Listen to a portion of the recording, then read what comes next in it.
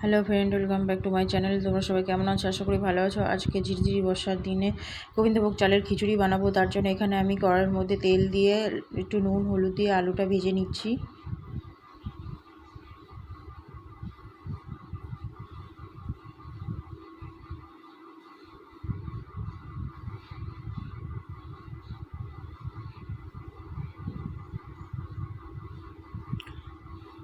আলুটা ভাজা হয়ে গেছে, এর মধ্যে কয়েকটা কাঁচা লঙ্কা একটু চিড়ে দিয়ে দিলাম।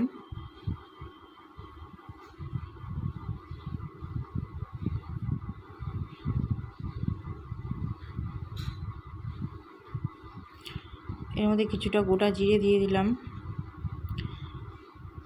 একটু মুগের ডাল দিয়ে দিলাম, একটু মুসুরির ডাল দিয়ে দিলাম,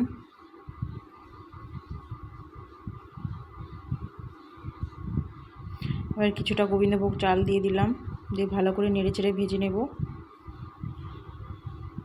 একটু নুন দিয়ে দিলাম পরিমাণ মতো। চাল ডালটা ভাজা হয়ে গেছে, কিছুটা পরিমাণ জল দিয়ে দিলাম।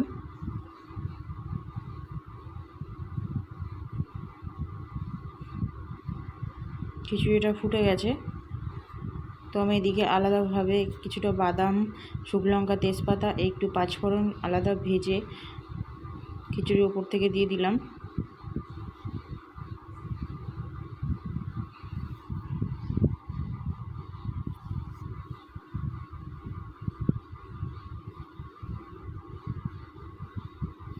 দিয়ে ভালো করে নেড়েচেড়ে নেব। এবার এর মধ্যে কিছুটা নারকেল কুচি ভেজে দিয়ে দিলাম।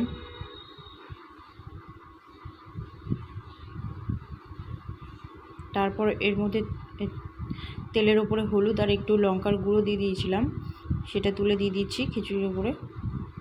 ভালো করে নেড়েচেড়ে নেব এবার খিচুড়িটা।